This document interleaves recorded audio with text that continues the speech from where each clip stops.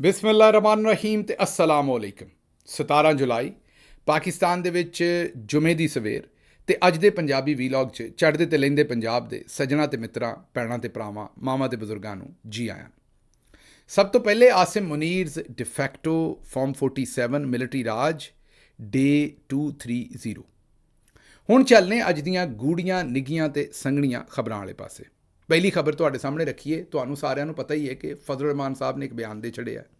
ਬਿਆਨ ਉਹਨਾਂ ਇਹ ਦਿੱਤਾ ਹੈ ਵੀ ਇਹ ਚੌਧਰੀ ਸਾਹਿਬ ਜਿਹੜੇ ਪੂਰੇ ਮੁਲਕ ਨੂੰ ਡੰਡੇ ਤੇ ਭਾਈ ਫਿਰਦੇ ਨੇ ਔਰ ਜਿਸ ਵੇਲੇ ਇਹਨਾਂ ਦੇ ਉੱਤੇ ਕੋਈ ਗੱਲ ਕਰੋ ਤੇ ਸ਼ਹੀਦਾਂ ਨੂੰ ਅੱਗੇ ਕਰ ਦਿੰਦੇ ਨੇ ਜਾਂ ਸ਼ਹੀਦਾਂ ਦੇ ਪਿੱਛੇ ਛੁਪ ਜਾਂਦੇ ਨੇ।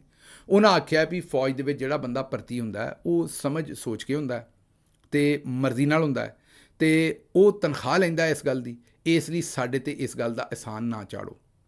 ਨਾਲ ਉਹਨਾਂ ਨੇ ਆਖਿਆ ਵੀ ਸ਼ਹੀਦ ਜਿਹੜੇ ਨੇ ਉਹ ਸਾਰਿਆਂ ਦੇ ਨੇ ਤੇ ਸ਼ਹੀਦ ਹੋਣ ਦਾ ਮਤਲਬ ਇਹ ਨਹੀਂ ਕਿ ਤੁਸੀਂ ਹਰ ਕੰਮ ਦੇ ਵਿੱਚ ਜਿਹੜੀ ਆ ਕੇ ਉਂਗਲ ਪਾਓ ਤੇ ਹਰ ਕੰਮ ਦੇ ਉੱਤੇ ਕਬਜ਼ਾ ਕਰ ਲਓ। ਅੱਛਾ, ਜ਼ਾਹਿਰ ਹੈ ਫਜ਼ਲ ਰਹਿਮਾਨ ਸਾਹਿਬ ਦੇ ਇਸ ਬਿਆਨ ਤੋਂ ਬਾਅਦ ਚੌਧਰੀ ਨੇ, ਮੇਰਾ ਮਤਲਬ ਹੈ ਕਿ ਇੱਕ ਵਾਰ ਪਾ ਕਰ ਦਿੱਤੀ ਹਰ ਪਾਸੇ। ਨੂਨ ਲੀਗ ਦੇ ਜਿੰਨੇ ਵੀ ਕ੍ਰਾਂਤੀਕਾਰੀ ਨੇ ਉਹ ਸਾਰੇ ਨਿਕਲ ਕੇ ਬਾਹਰ ਆ ਗਏ ਤੇ ਉਹਨਾਂ ਨੇ ਵੀ ਤਗੜੀਆਂ ਸਟੇਟਮੈਂਟਾਂ ਦਿੱਤੀਆਂ। ਸਾਰੇ ਟਾਊਟ ਸਾਫੀ ਲਗੜ ਬਗੜ ਸਾਰੇ ਛੱਡ ਦਿੱਤੇ। ਅੱਛਾ, ਲੇਕਿਨ ਹੁਣ ਕਿਉਂਕਿ ਅੱਜ ਕੱਲ੍ਹ ਸੋਸ਼ਲ ਮੀਡੀਆ ਦਾ ਜ਼ਮਾਨਾ ਹੈ, ਐਨਾਲਿਸਿਸ ਬੜੀ ਤੇਜ਼ ਹੋ ਜਾਂਦਾ ਹੈ।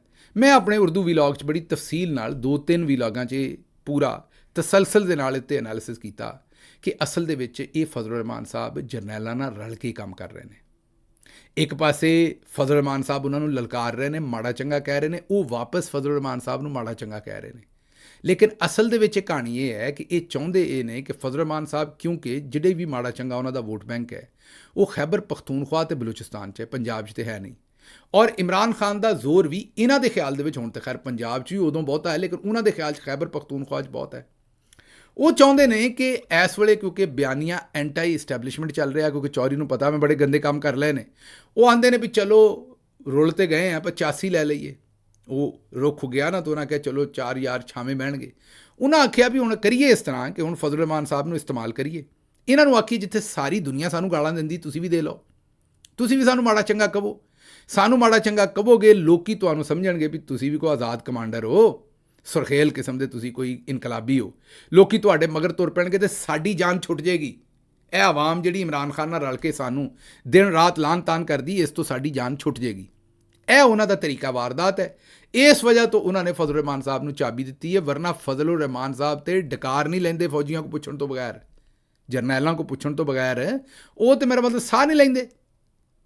ਸਈਓ ਨਹੀਂ ਮੇਰਾ ਦਿਲ ਧੜਕੇ ਨਾਲੇ ਅੱਖ ਫੜਕੇ। ਉਹਨਾਂ ਦਾ ਦਿਲ ਔਰ ਅੱਖ ਦੋਵੇਂ ਸ਼ੈਵਾਂ ਜਿਹੜੀਆਂ ਨੇ ਉਹ ਸਈਓ ਦੇ ਨਾਲ ਹੀ ਫੜਕਦੀਆਂ ਨੇ। ਉਹਨਾਂ ਨੇ ਜਿੰਨਾ ਮਾਲ ਪਾਣੀ ਬਣਾਉਣ ਦੇ ਉਹਨਾਂ 'ਤੇ ਇਲਜ਼ਾਮਾਤ ਨੇ, ਉਹ ਤਾਂ ਜਰਨੈਲਾਂ ਤੋਂ ਬਗੈਰ ਇੱਕ ਪੈਰ ਨਹੀਂ ਤੁਰ ਸਕਦੇ। ਲੇਕਿਨ ਉਹਨਾਂ ਨੂੰ ਹੁਣ ਇਹ ਆਖਿਆ ਗਿਆ ਵੀ ਜਨਾਬ ਤੁਸੀਂ ਪੈ ਜਾਓ ਸਾਨੂੰ ਝੂਠੀ ਮੁੱਠੀ ਲੜਾਈ। ਉਹ ਹੁਣ ਪੈ ਗਏ ਨੇ। ਹੁਣ ਅੱਗੋਂ ਚੌਧਰੀ ਨੇ ਸਾਰਾ ਡਰਾਮਾ ਕਰਨਾ ਵੀ ਅੱਗੋਂ ਅਸੀਂ ਵੀ ਪੈ ਗਏ। ਵੀ ਤੁਸੀਂ ਗੱਲ ਸਮਝਦੇ ਹੋ ਨਾ ਵੀ ਉਹ ਸਾਨੂੰ ਪੈ ਗਏ ਨੇ ਤੇ ਅਸੀਂ ਅੱਗੋਂ ਉਹਨਾਂ ਨੂੰ ਪੈ ਗਏ। ਇਹ ਹੁਣ ਜਿਸ ਵੇਲੇ ਇਹ ਪੂਰਾ ਆਪਣਾ ਇੰਤਜ਼ਾਮ ਕਰ ਰਹੇ ਨੇ ਤੇ ਲੇਕਿਨ ਉਹਦੇ 'ਚ ਹੁਣ ਅਕਲ ਤੇ ਕਰਨਲ ਸਾਹਿਬ ਨੂੰ ਜਿੰਨੀ ਕੁ ਹੈ ਉਹ ਤੇ ਆਪਣੀ ਅਕਲ ਦੇ ਹਿਸਾਬ ਨਾਲ ਹੀ ਚੱਲਣਾ ਹੈ ਨਾ। ਉਹਨਾਂ ਨੇ ਹੁਣ ਹੁਣ ਮੁੰਡੇ ਜਿਹੜੇ ਨੇ ਅੱਜ ਕੱਲ੍ਹ ਦੇ ਬੜੇ ਸ਼ੈਤਾਨ ਨੇ, ਜੈਨ ਜ਼ੀ ਵਾਲੇ, ਉਹਨਾਂ ਲਿਖਿਆ ਵੀ ਮੁਖਤਾਰਿਆ ਗੱਲ ਵੱਧ ਗਈ ਹੈ। ਮੌਲਾਨਾ ਦੇ ਬਿਆਨ ਤੇ ਮਾਮਲਾ ਆਲਮੀ ਪਹੁੰਚ ਗਿਆ। ਇਹ ਝੂਠਾ ਅਕਾਊਂਟ, ਜਿਵੇਂ ਤੁਹਾਨੂੰ ਪਤਾ ਉਮੇ ਰਬਾਬ ਵਾਲੇ ਉਹ ਅਕਾਊਂਟ ਬਣਾਏ ਸਨ DGISPR ਸਾਹਿਬ ਦੇ ਦਫ਼ਤਰ ਨੇ, ਉਵੇਂ ਦੇ ਹੁਣ ਜ਼ਰਾ ਮਾਡਰਨ ਅਕਾਊਂਟ ਵੀ ਬਣਾਏ ਨੇ ਅੱਜ ਕੱਲ੍ਹ ਬੜੇ ਸਾਰੇ। ਇੱਕ ਨਵਾਂ ਅਕਾਊਂਟ ਹੈ ਜਿਹਦਾ ਨਾਂ ਏਮਨ ਖਾਨ ਹੈ ਤੇ ਯੂਜ਼ਰ ਨੇਮ ਏਜ਼ਲ ਖਾਨ ਹੈ ਤੇ ਜਾਂ ਐਜ਼ਲ ਜਾਂ ਏਜ਼ਲ ਜੋ ਵੀ ਹੈ। ਤਸਵੀਰ ਦੇ ਮੁਤਾਬਕ ਜਿਹੜੀ ਹੈ ਉਹ ਅੰਗਰੇਜ਼ ਲੱਗਦੀ ਹੈ, ਬਿੱਲੀਆਂ ਅੱਖਾਂ, ਤੇ ਤਸਵੀਰ ਜਿਹੜੀ ਹੈ ਉਹ ਬਿਲਕੁਲ ਕਿਸੇ ਗੋਰੀ ਦੀ ਹੈ ਤੇ ਲੈਂਸ ਵੀ ਲਾ ਰੱਖੇ ਨੇ ਅੱਖਾਂ 'ਚ, ਇਜ਼ਾਫੀ ਕੰਮ ਜਿਹੜਾ ਕੀਤਾ ਹੈ। 1 ਸਾਲ ਪਹਿਲੇ ਇਸ ਕੁੜੀ ਦੀ ਉਮਰ 50 ਸਾਲ ਸੀ ਜਾਂ ਜ਼ਨਾਨੀ ਦੀ, ਤੇ ਹੁਣ ਉਹਦੀ ਉਮਰ ਜਿਹੜੀ ਦੁਸ਼ੀਦਾ ਦੀ 36 ਸਾਲ ਹੋ ਗਈ ਹੈ। ਮਤਲਬ ਉਹਨੇ ਆਪੇ ਬਦਲ ਲਈ ਨਾ ਉਮਰ। ਚੌਧਰੀ ਭੇਸ ਬਦਲਾਉਂਦਾ ਰਹਿੰਦਾ ਨਾ ਲੋਕਾਂ ਦੇ ਕੋਲੋਂ ਆਪਣਾ ਕੰਮ ਪਾਉਣ ਵਾਸਤੇ। ਤੇ ਉਰਦੂ ਦੇ ਵਿੱਚ ਉਹ ਇਹੋ ਹੀ ਨੇ ਜਿਹੜੇ ਬਸ਼ੀਰਾਂ ਦੇ ਮਗਰ ਜਾਂਦੇ ਨੇ, ਅੱਗੋਂ ਬਸ਼ੀਰ ਅਹਿਮਦ ਨਿਕਲ ਆਉਂਦਾ। ਇਹ ਮੁੰਡਿਆਂ ਦੇ ਨਾਲ ਮੁੰਡੇ ਹੁਣ ਪਹਿਲੇ ਮੁੰਡੇ ਜਿਹੜੇ ਨੇ ਸਾਡੀ ਉਮਰਾਂ ਵਾਲੇ, ਸਾਡੀ ਜਨਰੇਸ਼ਨ ਵਾਲੇ ਫਸ ਜਾਂਦੇ ਸਨ। ਲੇਕਿਨ ਇਹ ਹੁਣ ਜੈਨ ਜ਼ੀ ਜਿਹੜੀ ਹੈ ਸਾਡੇ ਤੋਂ ਬਹੁਤ ਜ਼ਿਆਦਾ ਤੇਜ਼ ਹੈ, ਤੱਤੀ ਹੈ। ਉਹ ਪਹਿਲਾਂ ਹੀ ਉਹਨਾਂ ਨੂੰ ਪਤਾ ਹੁੰਦਾ ਵੀ ਇਹ ਬਸ਼ੀਰਾਂ ਨਹੀਂ, ਇਹ ਬਸ਼ੀਰ ਅਹਿਮਦ ਨਹੀਂ, ਇਹ ਹਮੀਦਾ ਨਹੀਂ, ਇਹ ਭਾ ਹਮੀਦ ਹੈ। ਤੇ ਉਹ ਜਨਾਬ ਪਹਿਲਾਂ ਹੀ ਉਹ ਸਰਬੰਧ ਕਰ ਲੈਂਦੇ ਨੇ ਤੇ ਉਸ ਹਿਸਾਬ ਨਾਲ ਉਹ ਟਰੀਟਮੈਂਟ ਦਿੰਦੇ ਨੇ। ਅੱਗੇ ਚਲੋ ਜ਼ਰਾ, ਹੁਣ ਉਹ ਕਹਿੰਦੇ ਨੇ ਵੀ ਕੁੜੀ ਅੰਗਰੇਜ਼ ਹੈ ਪਰ ਟਵੀਟ ਸਾਰੇ ਉਰਦੂ 'ਚ ਕਰਦੀ ਹੈ। ਮੌਲਾਨਾ ਫਜ਼ਲ ਰਹਿਮਾਨ ਕੋਲੋਂ ਮਾਫੀ ਦਾ ਮੁਤਾਲਬਾ ਵੀ ਕਰਦੀ ਹੈ। ਨੂਨ ਲੀਗ ਦੀ ਫਾਲੋਇੰਗ ਵੀ ਇਹਨੂੰ ਜਿਹੜੀ ਉਹ ਲੱਭੀ ਹੈ। ਓਵਰਸੀਜ਼ ਪਾਕਿਸਤਾਨੀਆਂ ਦੇ ਵਿੱਚੋਂ ਵੀ ਨਹੀਂ ਹੈ ਜ਼ਾਹਿਰ ਹੈ। ਤੇ ਬਲਕਿ ਗੋਰੀਆਂ ਤੱਕ ਵੀ ਖਤਰਨਾਕ ਹੱਦ ਤੱਕ ਉਹ ਕਹਿ ਰਹੇ ਨੇ ਕਿ ਸਿਰਫ ਮਾਮਲਾ ਜਿਹੜਾ ਹੈ ਓਵਰਸੀਜ਼ ਪਾਕਿਸਤਾਨੀ, ਇਹ ਨੂਨ ਲੀਗ ਹੀ ਨਹੀਂ, ਉਹਨਾਂ ਦੀ ਫਾਲੋਇੰਗ ਹੀ ਨਹੀਂ, ਇਹ ਤੇ ਗੋਰਿਆਂ ਤੱਕ ਪਹੁੰਚਾਤਾ ਚੌਰੀ ਨੇ ਕੰਮ ਹੈ, ਜਿਹੜੀ ਗੋਰੀ ਦਾ ਉਹਨਾਂ ਨੇ ਅਕਾਊਂਟ ਬਣਾਇਆ। ਇਹ ਸਦੀਕ ਜਾਨ ਸਾਹਿਬ ਨੇ ਇਹ ਟਵੀਟ ਕੀਤਾ ਹੋਇਆ ਸਾਰਾ। ਤੇ ਲੇਕਿਨ ਮੈਂ ਜਿਹੜਾ ਤੁਹਾਨੂੰ ਦੱਸਿਆ ਵੀ ਅੱਜ ਦੀ ਜੈਨ ਜ਼ੀ ਜਿਹੜੀ ਉਹ ਫੜਦੀ ਹੈ ਟਵਿੱਟਰ ਦੇ ਉੱਤੇ, ਤੇ ਉਹ ਫਿਰ ਇਹੋ ਜਿਹੇ ਮਾਮਲੇ ਲਿਖਦੀ ਹੈ। ਜੇ ਤੋਂ ਮੈਂ ਹੋਇਆ, ਸਦੀਕ ਜਾਨ ਸਾਹਿਬ ਹੋਏ, ਸਾਨੂੰ ਵੀ ਲਾਈਟ ਲੱਭਦੀ ਹੈ ਕਿ ਬਈ ਇਹ ਹੁਣ ਕੀ ਡਿਆ, ਕਿਉਂਕਿ ਸਾਡੀ ਜਨਰੇਸ਼ਨ ਵਾਸਤੇ ਕਈ ਚੀਜ਼ਾਂ ਜਿਹੜੀਆਂ ਨੇ ਇਹ ਨਵੀਆਂ ਨੇ, ਜੈਨ ਜ਼ੀ ਵਾਸਤੇ ਨਵੀਆਂ ਨਹੀਂ, ਉਹ ਇਹਦੇ ਵਿੱਚ ਹੀ ਵੱਡੇ ਹੋ ਰਹੇ ਨੇ। ਤੇ ਇਹ ਚੌਧਰੀ ਸਾਹਿਬ ਨੇ ਕੁਝ ਇਹ ਕੀਤਾ। ਬਾਕੀ ਚੌਧਰੀ ਸਾਹਿਬ ਨੇ, ਬਾਕੀ ਮੈਂ ਤੁਹਾਨੂੰ ਦੱਸਿਆ ਨਾ ਵੀ ਖੱਜਲ ਹੀ ਹੁੰਦੇ ਨੇ। ਚੌਧਰੀ ਸਾਹਿਬ ਦੀ ਜਿਹੜੀ ਚੁਆਇਸ ਹੈ ਨਾ, ਪਸੰਦ ਹੈ ਨਾ, ਉਹ ਚੌਧਰੀ ਸਾਹਿਬ ਦੀ ਉਹਨਾਂ ਦੀ ਅਕਲ ਦੇ ਮੁਤਾਬਕ ਦੀ ਹੈ। ਉਹਨਾਂ ਨੇ ਦੂਜਾ ਛੱਡਿਆ ਆਪਣਾ ਫਿਆਜ਼ੁਲ ਹਸਨ ਚੌਹਾਨ ਨੂੰ। ਉਹਨੇ ਪੈਂਦੇ ਲੈਂਦਿਆਂ ਆਖਿਆ ਵੀ ਜਨਾਬੇ ਵਾਲਾ ਜਿਹੜੇ ਰਿਸ਼ਤੇ ਹੁੰਦੇ ਨੇ ਨਾ, ਜਿਹੜੀ ਫੈਮਿਲੀ ਹੁੰਦੀ ਹੈ, ਉਹਨਾਂ ਨੇ ਆਖਿਆ ਵੀ ਉਹ ਸਿਰਫ ਬੱਚੇ ਤੇ ਬੀਵੀ ਹੁੰਦੀ ਹੈ। ਉਹਨਾਂ ਕਿਹਾ ਬਾਕੀ ਜਿਹੜੀ ਨਾ ਵਾਲਦੈਨ, ਬੀਵੀ ਤੇ ਬੱਚੇ ਫੈਮਿਲੀ ਹੁੰਦੀ ਹੈ, ਭੈਣਾਂ ਫੈਮਿਲੀ ਨਹੀਂ ਹੁੰਦੀਆਂ, ਭਾਈ ਫੈਮਿਲੀ ਨਹੀਂ ਹੁੰਦੇ, ਚਾਚਾ, ਮਾਮਾ, ਫੁੱਫੜ ਉਹ ਵੀ ਫੈਮਿਲੀ ਨਹੀਂ ਹੁੰਦੇ, ਤੇ ਖਾਲਾ ਵੀ ਫੈਮਿਲੀ ਨਹੀਂ ਹੁੰਦੀ। ਇਹ ਫਿਆਜ਼ੁਲ ਹਸਨ ਚੌਹਾਨ ਸਾਹਿਬ ਨੇ ਫਰਮਾਇਆ ਹੈ। ਮੇਰੀ ਸਮਝ ਤੋਂ ਬਾਹਰ ਹੈ ਵੀ ਇਹ ਕਿਤੇ ਮੇਰਾ ਮਤਲਬ ਹੈ ਕਿਸੇ ਦਰਖਤ ਤੇ ਉੱਗੇ ਨੇ, ਕਿੱਥੇ ਉੱਗੇ ਨੇ, ਮਤਲਬ ਇਹਨਾਂ ਦੀ ਕੋਈ ਮਾਸੀ, ਫੁੱਫੀ, ਖਾਲਾ ਉਹ ਇਹਨਾਂ ਦੀ ਫੈਮਿਲੀ ਨਹੀਂ। ਮੈਂ ਆਨਾ ਹੁਣ ਜਦੋਂ ਕਿਸੇ ਭੂਆ ਵੱਲ ਜਾਣ ਨਾ, ਫੁੱਫੀ ਵੱਲ, ਤੇ ਲਿੱਤਰ ਲਵੇ ਉਹ ਲਾ ਤੇ 10 ਮਾਰ ਕੇ ਗਿਣੇ 1, ਤੇ ਫਿਰ ਇਹਨੂੰ ਪੁੱਛੇ ਵੀ ਪੁੱਤਰ ਮੈਂ ਤੇਰੀ ਫੈਮਿਲੀ ਹੈ ਜਾਂ ਨਹੀਂ ਹੈ। ਮਤਲਬ ਚੌਧਰੀ ਦੀ ਗੁਲਾਮੀ ਦੇ ਵਿੱਚ ਐਡੀ ਦੂਰ ਨਿਕਲ ਜਾਂਦੇ ਨੇ ਵੀ ਆਪਣੇ ਰਿਸ਼ਤਿਆਂ ਨੂੰ ਵੀ ਇਨਕਾਰ ਕੀਤੀ ਖੜੇ ਨੇ। ਉਹ ਸਿਰਫ ਕਿ ਇਮਰਾਨ ਖਾਨ ਦੀਆਂ ਭੈਣਾਂ ਜਿਹੜੀਆਂ ਨੇ ਉਹ ਇਮਰਾਨ ਖਾਨ ਦੇ ਬਾਰੇ ਕੋਈ ਗੱਲ ਕਰਨ ਦਾ ਹੱਕ ਨਹੀਂ ਰੱਖਦੀਆਂ, ਕਿਉਂਕਿ ਉਹ ਫੈਮਿਲੀ ਨਹੀਂ। ਇਹ ਗੱਲ ਪ੍ਰੂਵ ਕਰਨ ਵਾਸਤੇ ਵੇਖੋ ਕਿੱਧਰ ਦੇ ਕਿੱਧਰ ਨਿਕਲ ਗਏ ਨੇ। ਉਸ ਤੋਂ ਬਾਅਦ ਚੌਧਰੀ ਸਾਹਿਬ ਨੂੰ ਜਿਹੜੇ ਅੱਗੋਂ ਬੰਦੇ ਲੱਭੇ ਨੇ ਉਹ ਵੀ ਇਹੋ ਜਿਹੇ ਹੀ ਸਾਰੇ ਲੱਭੇ ਨੇ। ਇਹ ਖਾਤੂਨ ਨੇ, ਪਤਾ ਨਹੀਂ ਇਹ ਮਾਹਿਰ ਨਫਸੀਆਤ ਨੇ ਜਾਂ ਮਰੀਜ਼ੇ ਨਫਸੀਆਤ ਨੇ, ਮੈਨੂੰ ਨਹੀਂ ਪਤਾ, ਮੇਰੇ ਇਲਮ 'ਚ ਨਹੀਂ ਹੈ। ਇਹਨਾਂ ਨੇ ਵੀ ਇੱਕ ਵੀਡੀਓ ਰਿਕਾਰਡ ਕਰਾ ਦਿੱਤੀ ਹੈ। ये जरा वीडियो पहले सुन लो। क्या है या आपको फौज ने कहा क्या है? हर बंदा जिसका दिल चाहता है वो उठ के फौज के खिलाफ जो है वो बोलना शुरू कर देता है और नौजवान नस्ल को जो है वो फौज के खिलाफ करना शुरू कर देता है। आखिर सारे तुम लोग फौज से इतने तंग क्यों हो भाई? फौज ने तुम्हारा बिगाड़ा क्या है? क्या ये तुम्हें फौज दे रही है कि तुम्हें सिक्योरिटी देकर जो है वो खुद अपनी जानों के नजराने दे रहे हैं? क्या वो उन माओ का तुम्हें एहसास नहीं है जिनके लगते जिगर जो है वो अपने खून का एक एक कतरा जो है इस मिट्टी से जो है कसम उठाते हैं कि हम इस मुल्क के लिए अपनी जान देंगे? कोई शर्मो हया नाम की चीज नहीं रह गई। अपनी फौज को बदनाम करना छोड़ दें, कुछ हया करें। आप लोगों की जिंदगी जो आज कायम है या दुश्मन आपकी तरफ मैली आंख से नहीं देख पा रहा, ये भी हमारी अफवाज। सुन लीजिए, ਜੇ ਹੁਣ ਗੱਲ ਇੱਥੋਂ ਤੱਕ ਅੱਪੜ ਗਈ ਹੈ ਤਾਂ ਫਿਰ ਚੌਧਰੀ ਸਾਹਿਬ ਨੂੰ ਅਸੀਂ ਇਹੀ ਆਖਾਂਗੇ ਵੀ ਸਰਕਾਰ ਸੁਲ੍ਹਾ ਹੀ ਕਰ ਲਓ। ਜੇ ਗੱਲ ਐਡੀ ਦੂਰ ਅੱਪੜ ਗਈ ਹੈ ਵੀ ਹੁਣ ਤੁਹਾਡਾ ਜਿਹੜਾ ਬਿਆਨੀਆ ਹੈ ਉਹ ਵਿਚਾਰੀ ਏਜ਼ਲ ਖਾਨ ਨੇ ਦੇਣਾ ਜਿਹੜੀ ਗੋਰੀ ਹੈ, ਜਾਂ ਫਿਆਜ਼ੁਲ ਹਸਨ ਚੌਹਾਨ ਨੇ ਦੇਣਾ ਹੈ, ਤੇ ਜਾਂ ਫਿਰ ਮੇਰਾ ਮਤਲਬ ਹੈ ਕਿ ਇਹ ਮਾਹਿਰ ਨਫਸੀਆਤ ਜਾਂ ਮਰੀਜ਼ ਨਫਸੀਆਤ, ਮੈਨੂੰ ਨਹੀਂ ਪਤਾ ਕੌਣ ਨੇ ਮੁਹਤਰਮਾ, ਇਹਨਾਂ ਨੇ ਦੇਣਾ ਹੈ। ਤੇ ਫਿਰ ਮੇਰਾ ਮਤਲਬ ਹੈ ਮੈਂ ਆਨਾ ਵੀ ਗੱਲ ਵੱਧ ਇੰਨੀ ਗਈ ਹੈ ਵਾਕਿਆ ਹੀ ਕਿ ਤੁਸੀਂ ਹੁਣ ਸੁਲ੍ਹਾ ਹੀ ਕਰ ਲਓ। ਅੱਗੇ ਸੁਣ ਲਓ ਜੀ, ਟੋਬੇ ਚੱਲਨੇ। ਟੋਬਾ ਟੇਕ ਸਿੰਘ ਪਹਿਲੀ ਬਾਰਿਸ਼ ਨਾਲ ਕਰੋੜਾਂ ਰੁਪਈਆਂ ਦੇ ਤਰੱਕੀਆਤੀ ਕੰਮਾਂ ਦਾ ਪੋਲ ਖੁੱਲ੍ਹ ਗਿਆ। ਕਮੇਟੀ ਬਾਜ਼ਾਰ 'ਚ ਲੋਹੇ ਦਾ ਪੋਲ ਤੇ ਛੱਤ ਡਿੱਗ ਪਈ। ਉੱਥੇ ਕੋਈ ਟੈਂਕੀ ਸ਼ੰਕੀ ਬਣਾਈ ਸੀ ਬੜੀ ਵਾਹਵਾ ਵੰਨ ਸਵੰਨੀ। ਅੱਛਾ, ਇਹ ਟੋਬੇ ਗੋਜਰੇ ਵਾਲਿਆਂ ਨੂੰ ਜਾਣਦੇ ਕੋਈ ਨਹੀਂ ਇਹ ਲੋਕੀ। ਗੋਜਰੇ ਦੇ ਵਿੱਚ ਹੁਣ ਮੈਨੂੰ ਅੱਜ ਕੱਲ੍ਹ ਤਾਂ ਨਹੀਂ ਪਤਾ, ਗੋਜਰੇ ਵਾਲੇ ਦੱਸਣ ਅਗਰ ਕੋਈ ਸੁਣਦਾ ਹੈ ਤੇ ਉੱਥੇ ਇੱਕ ਜ਼ਿਮੀਂਦਾਰ ਰੈਸਟੋਰੈਂਟ ਹੁੰਦਾ ਸੀ, ਹੁਣ ਵੀ ਹੋਏਗਾ। ਉਹਦੇ ਨਾਲ ਕਰਕੇ ਇੱਕ ਗਲੀ ਸੀ, ਉੱਥੇ ਅੱਜ ਦੇ ਦਿਨਾਂ ਦੇ ਵਿੱਚ ਅੰਬ ਦੇ ਮਿਲਕਸ਼ੇਕ ਦੀਆਂ ਦੁਕਾਨਾਂ ਹੁੰਦੀਆਂ ਸਨ। ਮਿਲਕਸ਼ੇਕ ਦੀਆਂ ਦੁਕਾਨਾਂ ਹੁੰਦੀਆਂ ਸਨ, ਅੰਬ ਦੇ ਕਹਿ ਦਿੱਤਾ ਮੈਂ, ਤਾਂ ਸਾਰੇ ਮਿਲਕਸ਼ੇਕ ਲੱਭਦੇ ਸਨ। ਅਤੇ ਅੱਜ ਦੇ ਦਿਨਾਂ ਦੇ ਵਿੱਚ ਸੀਜ਼ਨ ਦੇ ਵਿੱਚ ਅੰਬ ਦਾ ਲੱਭਦੇ ਸਨ। ਉਹਨਾਂ ਦਾ ਜਿਹੜਾ ਇੱਕ ਗਲਾਸ ਹੁੰਦਾ ਸੀ ਨਾ, ਉਹ 1 ਲੀਟਰ ਦਾ, 1 ਸੇਰ, ਲੀਟਰ ਵੀ ਕਹਿਣਾ ਗਲਤ ਹੈ, 1 ਸੇਰ ਦਾ ਗਲਾਸ ਹੁੰਦਾ ਸੀ। ਉਹ ਜੱਗ ਹੁੰਦਾ ਸੀ ਨਿੱਕਾ ਜਿਹਾ, ਉਹਨੂੰ ਉਹ ਗਲਾਸ ਆਉਂਦੇ ਸਨ ਸਟੀਲ ਦੇ ਨੂੰ, ਅਤੇ ਉਹਦੇ ਵਿੱਚ 1 ਸੇਰ ਮਤਲਬ 1 ਕਿਲੋ ਦੁੱਧ ਪੈਂਦਾ ਸੀ। ਮਜ਼ੇ ਦੀ ਗੱਲ ਇਹ ਹੈ ਕਿ ਉਸ ਮਿਲਕਸ਼ੇਕ ਦੇ ਵਿੱਚ ਸਿਰਫ ਅੰਬ ਹੁੰਦੇ ਸਨ ਅਤੇ ਸੰਘਣਾ ਮੱਝ ਦਾ ਤਾਜ਼ਾ ਦੁੱਧ ਹੁੰਦਾ ਸੀ, ਕੋਈ ਪਾਣੀ ਦਾ ਤੁਪਕਾ। ਇਹ ਮੈਂ ਅੱਜ ਤੋਂ 15-20 ਸਾਲ ਪੁਰਾਣੀ ਗੱਲ ਕਰਨਾ। ਹੁਣ ਤਾਂ ਗੋਜਰਾ ਵੀ ਜ਼ਾਹਿਰ ਉਹੋ ਜਿਹਾ ਹੀ ਹੋ ਗਿਆ ਹੋਣਾ, ਜਿਹੋ ਜਿਹਾ ਸਾਰਾ ਮੁਲਕ ਹੈ। ਬਾਜੀ ਸਾਰਿਆਂ ਨੂੰ ਟੱਕਰ ਗਈ ਹੈ, ਕਿਹੜਾ ਵੀ ਇਕੱਲਾ ਗੋਜਰਾ ਜਿਹੜਾ ਕੋਈ ਮਰੀਖ ਤੇ ਨਹੀਂ ਹੈਗਾ ਵੀ ਉੱਥੇ ਮਾਮਲਾਤ ਅਜੇ ਉਂਝ ਹੀ ਚੱਲਦੇ ਹੋਣੇ ਨੇ। ਅਤੇ ਉੱਥੇ ਜਨਾਬੇ ਵਾਲੀ ਗੋਜਰੇ ਦੇ ਵਿੱਚ ਉਹ ਮੇਰਾ ਮਤਲਬ ਹੈ ਏਜ਼ਲ ਖਾਨ ਵਰਗੇ ਅਤੇ ਸਾਡੇ ਚੌਧਰੀ ਵਰਗੇ ਨੂੰ ਅਗਰ ਉਹ ਪਿਆਇਆ ਹੋਵੇ ਨਾ ਇੱਕ, ਅਤੇ ਇਹ ਤਾਂ ਉੱਥੋਂ ਹੀ ਮੇਰਾ ਖਿਆਲ ਸਿੱਧਾ ਉੱਥੋਂ ਹੀ ਜਹਾਜ਼ ਫੜ ਕੇ ਬਾਥਰੂਮ ਜਾਣ, ਹੋਰ ਕਿਤੇ ਜਾ ਨਾ ਸਕਣ। ਸੋਚੋ ਨਾ ਵੀ ਸੇਰ ਇੱਕ ਪੂਰਾ ਦੁੱਧ, ਉਹ ਵੀ ਖਾਲਸ, ਨਾਲ ਉਹਦੇ ਵਿੱਚ ਚੌਂਸਾ ਅੰਬ, ਅਤੇ ਉਹ ਮਿਲਕਸ਼ੇਕ ਜਿਹੜਾ ਉਹ ਪੂਰਾ ਥੋੜ੍ਹੀ ਬਹੁਤੀ ਬਰਫ਼, ਉਹ ਜਿਸ ਵੇਲੇ ਕਿਸੇ ਨੇ ਅੰਦਰ ਸੁੱਟਣਾ ਅਤੇ ਉਸ ਤੋਂ ਬਾਅਦ ਉਹਨੇ ਜਾਣਾ ਕਿਹੜੇ ਪਾਸੇ। ਲੇਕਿਨ ਬਹਰਹਾਲ ਮੁਖਤਸਰ ਗੱਲ ਇਹ ਹੈ ਵੀ ਉੱਥੇ ਬਾਜੀ ਨੇ ਉਹਨਾਂ ਸ਼ਹਿਰਾਂ ਦੇ ਵਿੱਚ ਵੀ 2 ਨੰਬਰੀ ਕਰਨ ਦੀ ਕੋਸ਼ਿਸ਼ ਕੀਤੀ ਹੈ। ਟੋਬੇ ਵਾਲੇ ਤਾਂ 2 ਨੰਬਰੀ ਕਰਨ ਨਹੀਂ ਦਿੰਦੇ, ਛੇਤੀ ਫੜ ਲੈਂਦੇ ਨੇ। ਉੱਥੇ ਇਹਨਾਂ ਨੇ ਪਾਣੀ ਦੀ ਇੱਕ ਵੱਡੀ ਟੈਂਕੀ ਬਣਾਈ ਤੇ ਉਸ ਟੈਂਕੀ ਦਾ ਕੰਮ ਇਹ ਸੀ ਵੀ ਉਹਨੇ ਪਾਣੀ ਛਾਣੀ ਸਾਂਭਣਾ ਸੀ, ਤੇ ਉਹ ਮੇਰਾ ਖਿਆਲ ਆਪਣਾ ਭਾਰ ਵੀ ਨਹੀਂ ਚੁੱਕ ਸਕੀ, ਉਹਨੇ ਪਾਣੀ ਕੀ ਸਾਂਭਣਾ ਸੀ, ਉਹ ਜਾ ਢਈ। ਉਸ ਤੋਂ ਇਲਾਵਾ ਵੀ ਉੱਥੇ ਜਿਹੜੇ ਕੰਮ ਸ਼ਮ ਕੀਤੇ ਨੇ, ਉਹ ਆਪਣੇ ਵੱਲੋਂ ਤੇ ਬਿਊਟੀਫਿਕੇਸ਼ਨ ਕੀਤੀ ਸੀ ਟੋਬੇ ਦੀ, ਤੇ ਉਹ ਸਾਰੀ ਕਨੋਪੀ ਸ਼ਨੋਪੀ ਟੁੱਟ ਗਈ ਹੈ। ਤੇ ਉਹ ਕਿਉਂ ਟੁੱਟੀ ਹੈ? ਇਹ ਜ਼ਾਹਿਰ ਹੈ ਇਹਨਾਂ ਨੇ ਆਪਣੇ ਜਿਹੜੇ ਲੈਂਦੇ ਦਿੰਦੇ ਨੇ ਉਹਨਾਂ ਨੂੰ ਠੇਕੇ ਦਿੱਤੇ ਨੇ, ਉਹਨਾਂ ਨੂੰ ਇਹਨਾਂ ਨੇ ਨਵਾਜ਼ਣ ਦਾ ਇਹ ਤਰੀਕਾ ਲੱਭਿਆ ਹੈ ਵੀ ਤੁਹਾਨੂੰ ਦਿਆਂਗੇ ਪੈਸੇ ਤੇ ਤੁਸੀਂ ਇੱਥੇ ਥੋੜ੍ਹਾ ਬਹੁਤ ਕੰਮ ਕਰੋ ਤੇ ਬਾਕੀ ਜੇਬਾਂ 'ਚ ਪਾਓ। ਇਹ ਹੀ ਅਫਵਾਹ ਹੈ। ਇਲਜ਼ਾਮ ਲੋਕੀ ਇਹੀ ਲਾਉਂਦੇ ਨੇ ਵੀ ਪੈਸੇ ਉੱਥੇ ਨਹੀਂ ਲੱਗਣ ਡਏ, ਕੰਮ ਮਿਆਰੀ ਨਹੀਂ ਹੋਣ ਡਿਆ, ਇਸ ਲਈ ਇਹ ਸਾਰੀਆਂ ਚੀਜ਼ਾਂ, ਕਿਉਂਕਿ ਇਹਦੇ ਵਿੱਚੋਂ ਕਮਿਸ਼ਨ ਲਏ ਜਾ ਰਹੇ ਨੇ ਉੱਤੋਂ ਤੱਕ, ਸਮਝਦੇ ਹੋ ਨਾ। ਤੇ ਖੈਰ ਇਹ ਟੋਬੇ ਦੇ ਵਿੱਚ ਹੋਇਆ।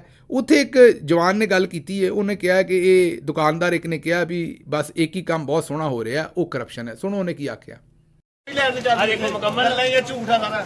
ਕੋਈ ਲੈਟਿੰਗ ਨਹੀਂ ਹੈ, ਕੋਈ ਗੱਲ ਨਹੀਂ, ਪਾਏਦਾਰ ਕੰਮ ਨਹੀਂ ਹੋਇਆ, ਕੋਈ ਕਿਸੇ ਕਿਸਮ ਦਾ ਰਿਲੀਫ ਆ ਵਾਪਿਆਂ ਨੇ ਕੰਮ, ਇੱਕ ਕੰਮ ਬਹੁਤ ਸੋਹਣਾ ਹੋਇਆ, ਸਭ ਤੋਂ ਵੱਡੀ ਕਰਪਸ਼ਨ ਉਹੀ ਹੋਇਆ ਤੇ ਟੋਬੇ ਇਹ ਵਾਪਿਆਂ ਨੇ ਕੰਮ ਕੀਤਾ, ਵਾਪਿਆਂ ਦਾ ਨਜ਼ਾਰਾ ਲੈ ਲਓ। ਆ ਦੇ ਯਾਰ ਪਹਿਲੀ ਵਾਰ ਨਹੀਂ ਚੱਲ ਰਹੀ ਇਹਨਾਂ ਕੋਲੋਂ, ਦੁਕਾਨਦਾਰ ਦੇ ਰਹੇ 15 ਸਾਲ 20 ਸਾਲ ਬਣਾ ਲੈਂਦਾ ਯਾਰ ਥੋੜੀ।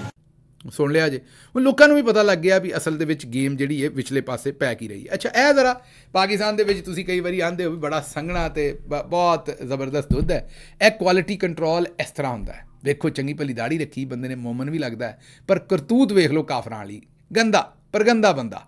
ਇਹ ਵੇਖੋ ਕੀ ਕਰਨ ਡਿਆ, ਉਹ ਹੀ ਝੂਠਾ ਕਰਨ ਡਿਆ ਸਾਰੇ ਦੁੱਧ ਨੂੰ ਜਿਹੜਾ ਲੋਕਾਂ ਦੇ ਬੱਚਿਆਂ ਨੇ ਪੀਣਾ ਹੈ, ਮੇਰਾ ਮਤਲਬ ਘਰਾਂ 'ਚ ਜਾਣਾ ਹੈ ਜਾਂ ਜੋ ਵੀ ਇਹਦੇ ਨਾਲ ਤਿਆਰ ਹੋਣਾ ਹੈ, ਉਹ ਵੇਖੋ ਪੂਰੇ ਹਰ ਦੁੱਧ ਦੇ ਵਿੱਚੋਂ ਮੱਗਾ ਭਰ ਕੇ ਉਹਨੂੰ ਝੂਠਾ ਕਰ ਕੇ ਫਿਰ ਵਾਪਸ ਵੀ ਵਿੱਚ ਸੁੱਟਣ ਡਿਆ ਹੈ। ਮੇਰਾ ਮਤਲਬ ਕੈਸੀਆਂ ਝੂਠਾਂ ਲੱਭੀਆਂ ਨੇ ਸਾਨੂੰ, ਲੇਕਿਨ ਉਹਨੂੰ ਪੁੱਛੋ ਤੇ ਉਹਨੇ ਆਪਣੇ ਵੱਲੋਂ ਬੜਾ ਦਲੇਰੀ ਦਾ ਕੰਮ ਕਰ ਰਿਹਾ, ਕੋਈ ਚੰਗਾ ਕੰਮ ਕਰ ਰਿਹਾ। ਬਸ ਇਹੋ ਜਿਹੀ ਕੁਆਲਿਟੀ ਕੰਟਰੋਲ ਇਹ ਹਰ ਥਾਂ 'ਤੇ ਕਰ ਰਹੀ ਹੈ ਹਕੂਮਤ ਵੀ। ਅੱਗੋਂ ਜੀ ਡਾਕਟਰ ਆਇਸ਼ਾ ਸਦੀਕਾ ਸਾਹਿਬਾ ਨੇ ਇੱਕ ਬੜੀ ਖਤਰਨਾਕ ਖਬਰ ਦਿੱਤੀ ਹੈ, ਬੜੀ ਨਮੋਸ਼ੀ ਦੀ ਖਤਰਨਾਕ ਖਬਰ ਹੈ। ਨਮੋਸ਼ੀ ਇਸ ਲਈ ਕਿ ਇਹਦੇ ਝੂਠ ਹੈ, ਝੂਠ ਮਾਰ ਰਹੇ ਨੇ। ਉਹਨਾਂ ਨੇ ਕਿਹਾ ਵੀ ਪਿਛਲੇ ਸਾਲ 10,500 ਪਾਕਿਸਤਾਨੀ ਤਾਲਿਬ ਇਲਮ ਜਿਹੜੇ ਨੇ ਉਹ ਲੀਗਲ ਵੀਜ਼ੇ ਤੇ ਬਰਤਾਨੀਆ ਆਏ। ਕਿੰਨੇ? 10,500। ਉਹਨਾਂ ਦੇ ਵਿੱਚੋਂ 80% ਨੇ, 80% ਦਾ ਮਤਲਬ ਸਿੱਧਾ 8,000 ਤੋਂ 8,200 ਤਕਰੀਬਨ, ਅਗਰ ਤੁਸੀਂ ਇਹ ਕਹਿ ਲਓ ਵੀ 10,500 ਦੇ, ਉਹਨਾਂ ਦੇ ਵਿੱਚੋਂ 8,000 ਨੇ ਅਸਾਈਲਮ ਅਪਲਾਈ ਕਰ ਲਿਆ। ਠੀਕ ਹੈ ਜੀ। ਔਰ ਅਸਾਈਲਮ ਅਪਲਾਈ ਕਰਨ ਤੋਂ ਬਾਅਦ ਉਹ ਉਹਨਾਂ ਨੇ ਕਿਹਾ ਜੀ ਅਸੀਂ ਗੇ ਆ, ਅਸੀਂ ਹਮ ਜਿਨਸ ਪ੍ਰਸਤ ਹੈ, ਪਾਕਿਸਤਾਨ ਅਸੀਂ ਗਏ ਤੇ ਸਾਨੂੰ ਮਾਰ ਦੇਣਾ ਕਿਉਂਕਿ ਅਸੀਂ ਕਿਸੇ ਮੁੰਡੇ ਨਾਲ ਵਿਆਹ ਕਰਕੇ, ਉਹਨਾਂ ਮੁੰਡਿਆਂ ਨੇ ਆਖਿਆ ਵੀ ਅਸੀਂ ਕਿਸੇ ਮੁੰਡੇ ਨਾਲ ਵਿਆਹ ਕਰਕੇ ਰਹਿਣਾ ਚਾਹੁੰਦੇ, ਕੁੜੀ ਨਾਲ ਨਹੀਂ ਰਹਿਣਾ ਚਾਹੁੰਦੇ। ਤੇ ਇਹ ਉਹਨਾਂ ਨੇ ਇਹ ਗੱਲ ਕਹੀ ਹੈ। ਬਹਰਹਾਲ ਮੇਰਾ ਮਸ਼ਵਰਾ ਇਹ ਵੀ ਉੱਥੇ ਸ਼ੇਰ ਅਫਜ਼ਲ ਮਰਵਤ ਸਾਹਿਬ ਨੂੰ ਘੱਲਣਾ ਚਾਹੀਦਾ ਤੇ ਉਹਨਾਂ ਨੂੰ ਜਿਹੜਾ ਨਾ ਇਸ ਤਹਿਕੀਕਾਤੀ ਬੋਰਡ ਦਾ ਚੇਅਰਮੈਨ ਬਣਾ ਕੇ, ਕਿਉਂਕਿ ਇਹਨਾਂ ਗੱਲਾਂ ਨੂੰ ਉਹ ਜ਼ਿਆਦਾ ਮੇਰੇ ਖਿਆਲ 'ਚ ਬਿਹਤਰ ਸਮਝਣਗੇ। ਤੇ ਉਹ ਕਿਉਂਕਿ ਪਿਛਲੇ ਦਿਨੋਂ ਉਹਨਾਂ ਦਾ ਮੈਂ ਇੱਕ ਇੰਟਰਵਿਊ ਵੇਖਿਆ ਸੀ, ਉਹਦੇ 'ਚੋਂ ਬੜੀਆਂ ਇਹੋ ਜਿਹੀਆਂ ਗੱਲਾਂ ਕਰ ਰਹੇ ਸਨ ਆਪਣੇ ਇੰਟਰਸਟ ਦੀਆਂ, ਤੇ ਮੇਰੇ ਖਿਆਲ ਦੇ ਵਿੱਚ ਉਹਨਾਂ ਨੂੰ ਇੰਗਲੈਂਡ ਭੇਜਣਾ ਚਾਹੀਦਾ ਤਾਂ ਕਿ ਪਤਾ ਤੇ ਲਾਉਣ ਵੀ ਕੀ ਹੋਣ ਡਿਆ ਸਾਰਾ ਕੁਝ। ਬਹਰਹਾਲ ਇਹ ਡਾਕਟਰ ਆਇਸ਼ਾ ਸਦੀਕਾ ਸਾਹਿਬਾ ਦੀ ਅਗਰ ਇਹ ਗੱਲ ਸੁਣ ਲਈਏ ਤੇ ਤੁਸੀਂ ਇੱਕ ਪਾਸੇ ਤੇ ਇਹਦੇ ਵਿੱਚ ਮਾਹੌਲ ਹੈ ਜਾਂ ਹਿਰਖ ਵਾਲੀ ਗੱਲ ਹੈ ਵੀ ਬੰਦੇ ਉੱਥੇ ਝੂਠ ਮਾਰਨ ਡਏ ਨੇ ਤੇ ਉਹ ਗੇ ਬਣ ਕੇ ਜਾਂ ਲੈਸਬੀਅਨ ਬਣ ਕੇ ਉੱਥੇ ਇਮੀਗ੍ਰੇਸ਼ਨ ਲੈ ਰਹੇ ਨੇ। ਲੇਕਿਨ ਦੂਜੇ ਪਾਸੇ ਇੱਕ ਮਿੰਟ ਵਾਸਤੇ ਸੋਚੋ ਵੀ ਇਹਨਾਂ ਨੇ ਪਾਕਿਸਤਾਨ ਦੇ ਵਿੱਚ ਲੋਕਾਂ ਦੀ ਜ਼ਿੰਦਗੀ ਕਿੰਨੀ ਕੁ ਤੰਗ ਕਰ ਦਿੱਤੀ ਹੈ, ਲੋਕਾਂ ਦੀ ਜ਼ਿੰਦਗੀ ਕਿੰਨੀ ਤੰਗ ਕਰ ਦਿੱਤੀ ਹੈ ਵੀ ਲੋਕੀ ਇੱਥੋਂ ਭੱਜਣ ਵਾਸਤੇ ਕੁਝ ਵੀ ਕਰ ਰਹੇ ਨੇ। ਮੰਨੋਗੇ ਇਸ ਗੱਲ ਨੂੰ? ਬਹਰਹਾਲ ਅੱਗੇ ਚੱਲਨੇ ਹੁਣ। ਅਗਲੀ ਗੱਲ ਇਹ ਕਿ ਜੀ ਇਹ ਆਪਣੇ ਨੁਸਰਤ ਜਾਵੇਦ ਸਾਹਿਬ ਨੇ ਖਬਰ ਦਿੱਤੀ ਹੈ ਕਿ ਰਾਵਲਪਿੰਡੀ ਇਸਲਾਮਾਬਾਦ ਦੀਆਂ 3 ਅਖਬਾਰਾਂ 'ਚ ਖਬਰ ਛਪੀ ਕਿ ਕੁਝ ਦਿਨਾਂ ਤੋਂ ਰਾਵਲਪਿੰਡੀ ਇਸਲਾਮਾਬਾਦ 'ਚ ਆਟੇ ਦਾ ਬੁਹਰਾਨ ਪੈਦਾ ਹੋ ਗਿਆ, ਆਟਾ ਨਹੀਂ ਲੱਭਣ ਡਿਆ। ਉਹ ਕਹਿੰਦੇ ਨੇ ਕਿ 15 ਸੇਰ ਦਾ ਜਿਹੜਾ ਤੋੜਾ ਹੈ 1900 2,000 ਰੁਪਏ ਦਾ ਵੀ ਨਹੀਂ ਲੱਭਣ ਡਿਆ। ਉਹਨਾਂ ਨੇ ਮਜ਼ੀਦ ਇਹਦੇ 'ਤੇ ਗੱਲ ਕੀਤੀ ਹੈ ਕਿ ਮਸ਼ਹੂਰ ਇੰਡੀਅਨ ਬੰਗਾਲ ਦਾ ਫਿਲਾਸਫਰ ਡਾਕਟਰ ਅਮ੍ਰਿਤਿਆ, ਉਹਨਾਂ ਨੇ ਬੰਗਾਲ 'ਚ ਆਉਣ ਵਾਲੇ ਕਹਿਤ ਦਾ ਮੁਤਾਲਿਆ ਕੀਤਾ ਤੇ ਉਹਨਾਂ ਨੇ ਆਪਣੀ ਕਿਤਾਬ 'ਚ ਲਿਖਿਆ ਕਿ ਕਹਿਤ ਕੁਦਰਤ ਨਹੀਂ ਲਿਆਉਂਦੀ ਬਲਕਿ ਮਿਸ ਗਵਰਨੈਂਸ ਲਿਆਉਂਦੀ ਹੈ। ਉਹ ਇਹ ਕਹਿੰਦੇ ਨੇ ਵੀ ਜੋ ਇੱਥੇ ਇਹ ਕਰ ਰਹੇ ਨੇ ਮਿਸ ਗਵਰਨੈਂਸ, ਜੋ ਕੁਝ ਬਾਜੀ ਕਰ ਰਹੀ ਹੈ, ਜੋ ਚੱਜ ਕਰ ਰਹੀ ਹੈ ਸੂਬਾ ਚਲਾਉਣ 'ਚ, ਇੱਥੇ ਕਿਤੇ ਕਹਿਤ ਨਾ ਪੈ ਜਾਏ। ਤੁਹਾਨੂੰ ਪਤਾ ਜਦੋਂ ਕਹਿਤ ਪੈਂਦਾ ਤਾਂ ਲੋਕੀ ਮਰਦੇ ਨੇ ਫਿਰ ਭੁੱਖ ਨਾਲ। ਅੱਲਾ ਨਾ ਕਰੇ ਕਿ ਇਸ ਤਰ੍ਹਾਂ ਹੋਵੇ, ਲੇਕਿਨ ਨੁਸਰਤ ਜਾਵੇਦ ਸਾਹਿਬ ਇਹ ਕਹਿ ਰਹੇ ਨੇ ਵੀ ਅਗਰ ਕਣਕ ਆਉਣ ਦੇ 2 ਮਹੀਨੇ ਬਾਅਦ ਰਾਵਲਪਿੰਡੀ ਇਸਲਾਮਾਬਾਦ ਦੇ ਵਿੱਚ ਕਹਿਤ ਪੈ ਜਾਣਾ ਹੈ ਤੇ ਫਿਰ ਸੋਚੋ ਮਾਮਲਾ ਕਿਹੜੇ ਪਾਸੇ ਜਾਣਾ ਹੈ। ਅੱਛਾ ਜੀ, ਅਗਲੀ ਖਬਰ ਲੈ ਲਓ। ਅਗਲੀ ਖਬਰ ਇਹ ਹੈ ਕਿ ਇਸ ਵੇਲੇ ਟੋਲ ਟੈਕਸ ਜਿਹੜੇ ਨੇ ਸੜਕਾਂ ਦੇ ਉੱਤੇ ਉਹ ਵਧਾ ਦਿੱਤੇ ਨੇ। ਜਿੱਥੇ 30 ਰੁਪਏ ਟੋਲ ਟੈਕਸ ਸੀ ਉਹਨੂੰ 100 ਰੁਪਈਆ ਕਰ ਦਿੱਤਾ। ਮੈਂ ਕਿਹਾ ਕਰ ਲਓ ਗੱਲਾਂ। ਉਹਨਾਂ ਆਖਿਆ ਵੀ ਤੁਹਾਨੂੰ ਝੂਟੇ ਦੇਵਾਂਗੇ, ਮਜ਼ੇ ਦੇਵਾਂਗੇ, ਨਾ ਆਏ ਸਵਾਦ ਤੇ ਪੈਸੇ ਵਾਪਸ। ਇਹ ਜ਼ਰਾ ਸੁਣੋ ਇੱਕ ਜਵਾਨ ਕੀ ਆਂਦਾ। ਉਹ ਆਂਦਾ ਹੈ ਕਿ ਇਹ ਟੋਲ ਟੈਕਸ ਇਹਨਾਂ ਵਧਾ ਦਿੱਤੇ ਨੇ, ਇਹਨਾਂ ਦੇ ਕੋਲੋਂ ਕੋਈ ਫਲਾਹ ਨਹੀਂ ਹੈ, ਸਿਰਫ ਇੱਕ ਹੀ ਬੰਦੇ ਕੋਲੋਂ ਫਲਾਹ ਹੈ ਤੇ ਉਹ ਜੇਲ੍ਹ 'ਚ ਬੰਦ ਹੈ, ਜਿਹਦਾ ਨਾਂ ਕੈਦੀ ਨੰਬਰ 804 ਹੈ। ਬਾਕੀ ਉਹ ਆਂਦਾ ਹੈ ਵੀ ਇਹ ਸਾਰੇ ਚੋਰ ਨੇ ਤੇ ਇਹਨਾਂ ਨੇ ਹਰ ਉਹ ਕੰਮ ਕਰਨਾ ਹੈ ਜਿਹਦੇ ਨਾਲ ਆਵਾਮ ਦੀ ਜ਼ਿੰਦਗੀ ਮੁਸ਼ਕਿਲ ਹੋ ਜਾਏ। ਬੰਦਾ ਕੀ ਆਂਦਾ है, सुनो। ये है टूल टैक्स जो आपसे लिया जा रहा है, 3 गुना बढ़ गया है। जो गाड़ी के 30 रुपए लेते थे 100 रुपए हो गया है। और याद रखें, ये हुकूमत जो मरियम नवाज की है, ये आपकी कभी खैर ख्वाह नहीं हो सकती। ये इस मुल्क को लूटने आया है। जो सड़कों से, टूल टैक्स से, बिजली से, गैस से, पानी से, हर चीज से आपसे कारोबार कर रहे हैं, वो आपके खैर ख्वाह नहीं हो सकते। अवाम का एक ही खैर ख्वाह है और वो कैदी नंबर 804 है जो जेल में बंद है। ਸੁਣ ਲਿਆ ਜੇ। ਇੱਥੋਂ ਹੁਣ ਤੁਹਾਨੂੰ ਅੰਦਾਜ਼ਾ ਹੋ ਗਿਆ ਹੋਏਗਾ ਵੀ ਲੋਕੀ ਇਹਨਾਂ ਕੋਲੋਂ ਕਿੰਨੇ ਕੁ ਰੱਜ ਗਏ ਨੇ ਜਾਂ ਲੋਕੀ ਇਹਨਾਂ ਦੇ ਕੋਲੋਂ ਕਿੰਨੇ ਕੁ ਪਰੇਸ਼ਾਨ ਨੇ। ਅੱਗੇ ਤੁਰੀਏ ਜੀ। ਰਹੀਮ ਯਾਰ ਖਾਨ ਦੇ ਵਿੱਚ 3 ਸਾਲਾ ਬੱਚਾ ਮੁਹੰਮਦ ਮੂਸਾ ਗਟਰ ਦਾ ਢੱਕਣ ਖੁੱਲ੍ਹੇ ਹੋਣ ਦੀ ਵਜ੍ਹਾ ਤੋਂ ਗਟਰ 'ਚ ਜਾ ਡਿੱਗਿਆ ਤੇ ਜਾਂ ਬਾਕ ਹੋ ਗਿਆ।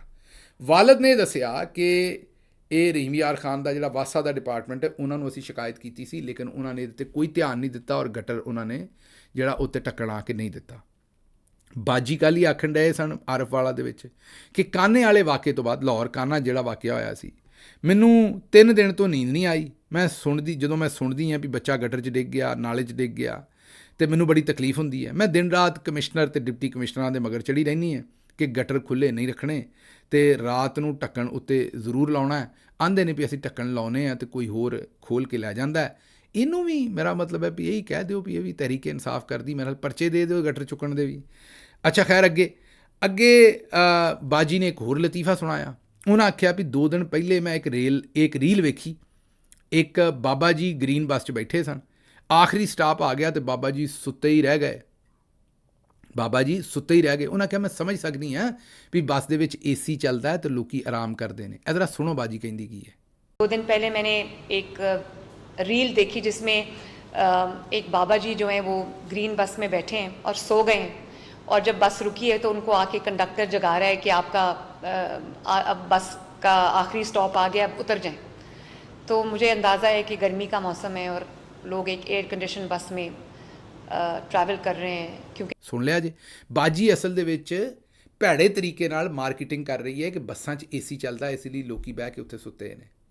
ਬਾਜੀ ਤੈਨੂੰ ਇਹ ਖਿਆਲ ਨਹੀਂ ਆਉਂਦਾ ਵੀ ਗੁਰਬਤ ਕਿੰਨੀ ਹੈ, ਵੀ ਉਹ ਬੰਦੇ ਨੇ ਬੱਸ 'ਚ ਹੋ ਸਕਦਾ ਆਖਰੀ ਸਟਾਪ ਤੱਕ ਨਾ ਜਾਣਾ ਹੋਵੇ ਤੇ ਉਹਨੂੰ ਵਿਚਾਰੇ ਨੂੰ ਰਾਤੀ ਨੀਂਦ ਹੀ ਨਾ ਆਈ ਹੋਵੇ, ਘਰ ਗਰਮੀ ਇੰਨੀ ਹੋਵੇ, ਲੋਡ ਸ਼ੈਡਿੰਗ ਨਾਲ, ਵੀ ਉੱਥੇ ਉਹਨੂੰ ਨੀਂਦ ਆ ਗਈ ਤੇ ਜਿਹੜੇ ਉਹ ਕੰਮ ਦਿਹਾੜੀ ਲਾਉਣ ਜਾਣਾ ਹੋਵੇ ਜਾਂ ਜਿੱਥੇ ਜਾਣਾ ਹੋਵੇ ਉੱਥੇ ਉਤਰ ਨਹੀਂ ਸਕਿਆ। ਤੇ ਤੁਸੀਂ ਇਹਨੂੰ ਆਪਣੀ ਖੂਬੀ ਤੇ ਮਾਰਕੀਟਿੰਗ ਦੇ ਤੌਰ ਦੇ ਉੱਤੇ ਪੇਸ਼ ਕਰ ਰਹੇ ਹੋ। ਮੈਨੂੰ ਦੱਸੋ, ਜੇ ਬੱਸ 'ਚ AC ਤੁਸੀਂ ਲਾਇਆ ਹੈ ਤੇ ਜਿਹੜੀ ਘਰ 'ਚ ਲੋਡ ਸ਼ੈਡਿੰਗ ਹੋ ਰਹੀ ਹੈ ਤੇ ਬਿਜਲੀ ਦਾ ਬਿੱਲ ਬਹੁਤ ਆਇਆ, ਉਹ ਤੁਹਾਡੇ ਫੁੱਫੜ ਦਾ ਕਸੂਰ ਹੈ? ਉਹ ਵੀ ਤੁਹਾਡਾ ਹੀ ਕਸੂਰ ਹੈ ਨਾ? ਜਾਂ ਉਹ ਬਿਸ਼ਾਰਤ ਮਸੱਲੀ ਤੇ ਪਾ ਦਿਓ, ਉਹ ਕਿੱਥੇ ਪਾਉਣਾ ਹੈ? ਅੱਛਾ ਜੀ, ਹੋਰ ਅੱਗੇ ਤੁਹਾਡੇ ਨਾਲ ਇਸ ਤੋਂ ਪਹਿਲੇ ਕਿ ਕੋਈ ਹੋਰ ਗੱਲ ਕਰੀਏ, ਅਸੀਂ ਇਹ ਤੁਹਾਨੂੰ ਦੱਸ ਦਿੰਦੇ ਹਾਂ ਕਿ ਕੱਲ੍ਹ ਅਸੀਂ ਇੱਕ ਸਾਂਗਲਾ ਹਿੱਲ ਦੇ ਸਕੂਲ ਦਾ ਜ਼ਿਕਰ ਕੀਤਾ। ਪਤਾ ਲੱਗਾ ਵੀ ਉੱਥੋਂ ਇੱਕ ਬੜੇ ਮੰਨੇ ਪਰਮੰਨੇ ਸਾਡੇ ਸੱਜਣ ਪੰਨੂ ਸਾਹਿਬ ਉੱਥੋਂ ਫਾਰਗੁਲ ਤਹਿਸੀਲ ਨੇ, ਆਲਾ ਤਾਲੀਮ ਉਹਨਾਂ ਨੇ ਉਸੇ ਸਕੂਲ ਤੋਂ ਹਾਸਲ ਕੀਤੀ ਸੀ।